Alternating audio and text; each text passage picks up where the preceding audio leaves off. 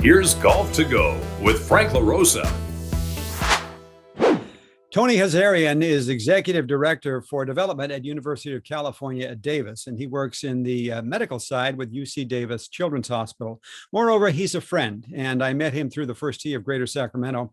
He's a board member and a pretty good stick. He plays the game well. Today, we're going to talk about Play Yellow and why the tour players were wearing yellow ribbons during the memorial at Jack's place. And we're going to talk a bit about golf as well. So, Tony, welcome to the people who play the game. Thanks, Frank. Great to be here. You know, before Tiger Woods and his Sunday red shirt, there was Jack Nicklaus in his yellow shirt. And that was some of the impetus for this new initiative called Play Yellow. So tell me how that all got started. Well, as the story goes, it's shared on the Play Yellow website. Jack befriended a young boy named Craig Smith, who unfortunately had a form of cancer that at the time wasn't curable. And Craig enjoyed seeing Jack in his yellow shirt. This was back in the 60s. And if you go back and watch some of that archival footage, Jack wore his yellow shirt quite a bit during that time.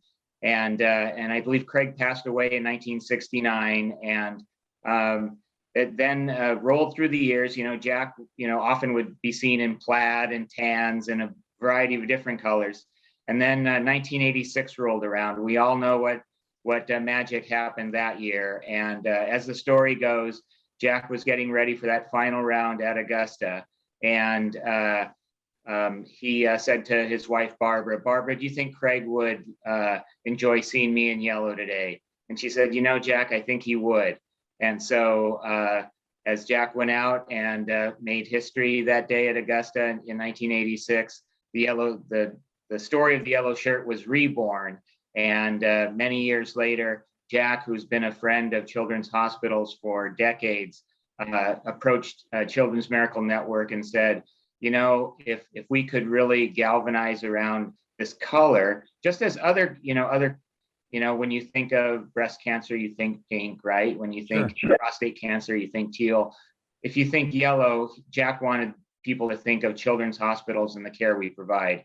And so he worked with the Children's Miracle Network team to start Play Yellow about 2 years ago, and it's quickly gaining popularity. And the memorial was one way of showing that as a platform to the rest of the country.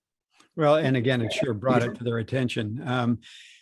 Jack's got a goal of $100 million, wants to raise $100 million. That's an impressive amount of money. And certainly, what will that do for children's hospitals across the country and specifically here in Sacramento? Yeah, Jack's goal of 100 million was he kind of it was one of those spaghetti on a refrigerator kind of a number, and the folks at the Children's Miracle Network said, well, if Jack says it, I think we got to go out and do it, right? So as many people know, if they've shopped at Costco's and Walmart's and other corporate partners of Children's Miracle Network, we often raise money for our children's hospital at $1 at a time, $5 at a time. But what that means is when that adds up, here at UC Davis Children's Hospital, we usually raise between $4 and $5 million a year. And what that does is it provides care programs, research projects, and service initiatives that the hospital doesn't have the funds to do. Everything from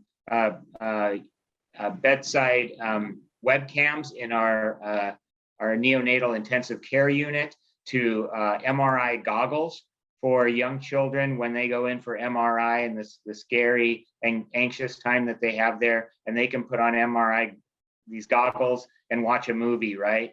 And they've actually been able to dramatically reduce the amount of anesthesia for these kids. So what happens is the money comes to the hospital, a team of physicians and nurses and leaders and community members decide on what projects these will fund. CMN, Children's Miracle Network, believes that the money that is raised through CMN is best, those decisions are best made by the hospitals themselves. Yeah. And so when that money comes into us through all of these different fundraising avenues, it's our people who are making the decision for our patients. That's remarkable. How can just a local Joe golfer, how can we help? What can we do to kind of get involved beyond giving a few bucks at Costco? Yeah, obviously with Play Yellow, it's a fairly robust website. You can just go there, make a donation. We have donors who are donating $18 a round for Wow. we have people who are just making straight donations. This past Sunday, which was the final round of the memorial, was National Play Yellow Family Golf Day. But that Family Golf Day could be at any time of the year, and so we're working with local courses. I think I saw that you may have had Will Faust on recently from Yochadihi. We're working with Will on a tournament later this summer out there at Yochadihi to raise money. We're having our own CMN Play Yellow Invitational on September 20th at El Macero. And then there's just a variety of ways that you can think. If you wanted to raise money, $1 a hole for the golf you might play either for a year or even a month. I know some people who are playing a lot of golf these days, Frank. And if they just went to their friends and said, "Hey, would you donate, X amount per hole I'll play this month?" An individual could raise probably hundreds of dollars. And so there's a variety of different ways to connect with the cause, but it's really a fun way to improve the lives of our patients. And my guess is that initiative is going to go on for a number of years. It feels Yes, like it it's building momentum, and let's just keep it going. Exactly. And we have a number of great national partners. Troon is a national partner, Callaway, and the PGA of America is a partner as well. And so as we're able to kind of build traction in this program, we feel that, and as the community understands the needs of the Children's Hospital here and at other children's hospitals around the country, they'll see golf as really a fun and very productive way to raise money.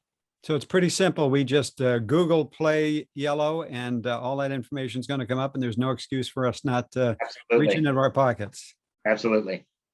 The game of golf, the charity dollars is in the billions that have been associated with the game. So it makes great sense that this would also be involved with golf. Yes. How did you get your start? Who introduced you to the game, Tony? My dad introduced me to the game I think I was about 11 at the time. We were on a trip to Wisconsin. There was a little 9-hole golf course that was kind of a little kind of goat patch type of a course. And he took me out there and I fell in love with it. I played a lot of baseball, a lot of basketball, but the challenge of golf got me hooked. And that moved into junior golf, both in high school and competitively. And then I realized that I wasn't good enough to make the golf team at San Jose State at the time. So I kind of realized that if I focused on my academics, I probably had a better chance of getting a paycheck than spending days on the range and in the pro shop. So, but it's certainly a game I've just loved my entire life, and I've kind of had kind of gone in and out of playing a lot. I got into endurance running. That's really not conducive to play golf and do that at the same time. But I'm back now playing quite a bit and get the opportunity almost every other Sunday or so to play with a group of retired doctors from UC Davis, and that's a lot of fun. You kind of alluded to it, but I think we all have one little thing at least that just sort of fascinates us about the game. What is it for you? I think, and this is what got me involved with the first tee, Frank, was at an early age, it taught me those core values of life, that keeping score, not moving your ball, that idea of integrity of your integrity is when people aren't watching, right? And it's all you on the golf course. When you're playing on a team, that's a different kind of experience. But with golf, it's you're there. You get to relish the birdie that you make, but you also get to live with the double bogey that you make. And I think that just over a course of 18 holes, the amount of both kind of desire and resiliency is unlike a lot of other sports. And I think that's what that got me hooked. Plus that, now in my life now, I've got bucket list, right? Of these courses that I really want to get out and play. And it's one of those things that kind of keeps you inspired to continue playing well into your later years. I turned 60 on Sunday, and I'm just looking at it as 1 year closer to shooting my age. Well, that's true. And happy birthday. And because it's your birthday, I'm gonna give you a present. I'm gonna let you be commissioner for a day. What rule would you change, or what would you change about the game if you had the power to do so?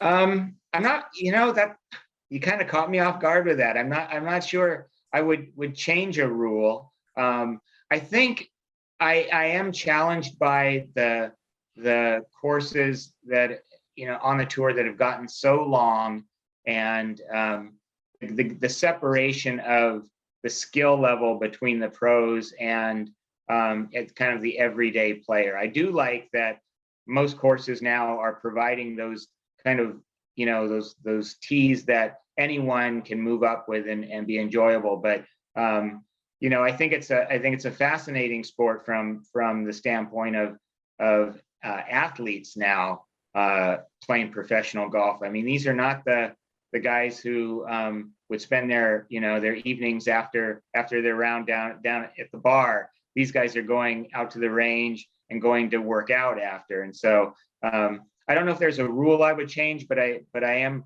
a little concerned about some of the technological changes that are happening, and yet as I get older, I need to take advantage of them because the body doesn't quite move like it did. That's where that two sets of rules for amateurs and professionals probably makes a little sense. I mean, we watch them on television, and then we go out to our local muni or a club if we belong, and try to play like them. And I mean, it's almost impossible, obviously. So I'm one for, you said you certainly don't move the ball. No, you don't. But I think especially for new people, if coming in and they want to tee up the ball in the middle of the fairway just to get it up in the air and move it down the fairway, I'm all for that. I just think that anything we can do to encourage people to play the game is good stuff. And that reminds me, one of our other partners is Top Golf, and they're in June and July, they're actually fundraising for us at the Top Golf in Roseville. So I think, that's been an interesting development. I wasn't quite sure how, my purest view of the game would be, but when I went there and saw people who were just having a good time with the game, it made me think, it's evolutions like this that are going to be necessary to keep the game alive for years to come. Absolutely. And that's the positive way to think about it as well. You have any heroes in the game? Have you met any of them?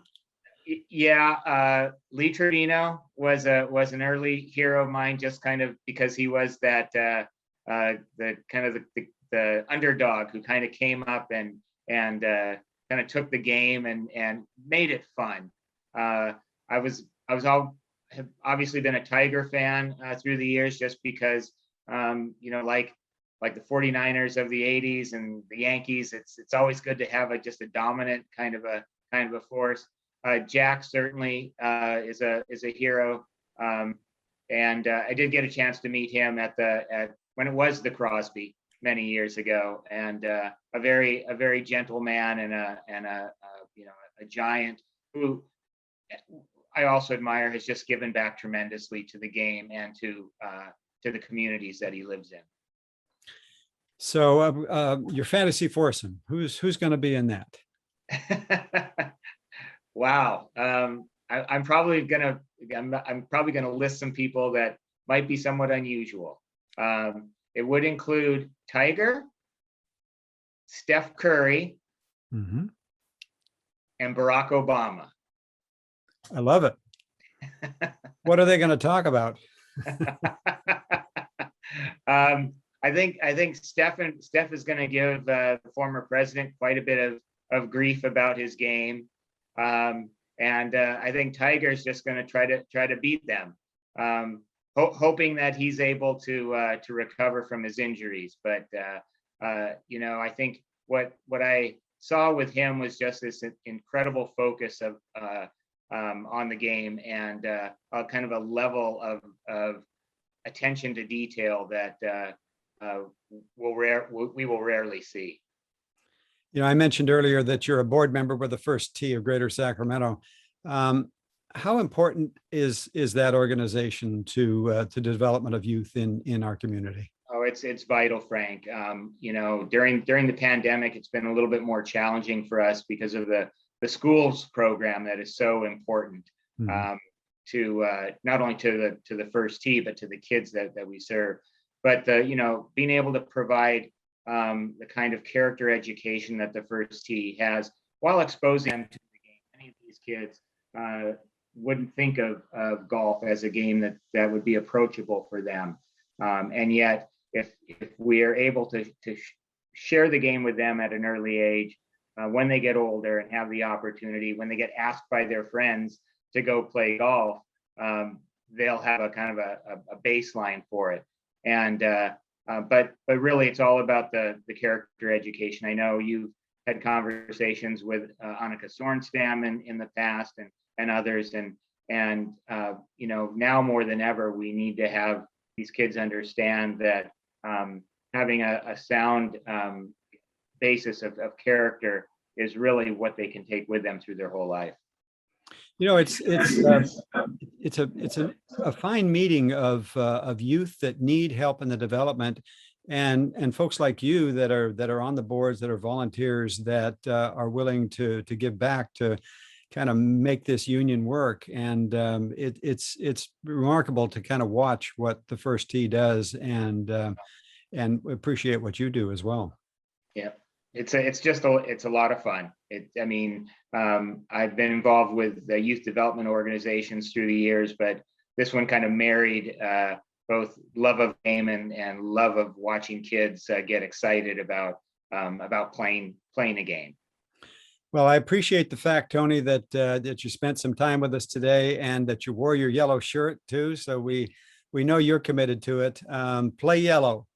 Google it, and you're going to find out all you need to know, and you're going to find out how you can help, because children's hospitals are way up there in the kinds of organizations that we need to be supporting. Tony, we appreciate you being one of the people who play the game and spending time with me, and congratulations on everything you do, and great success in what you're doing. And yeah, we'll talk to you down the road a bit. Thank you, Frank, and I hope we get a chance to play together again soon. I look forward to it. All right. Thank you. Bye-bye. Bye-bye.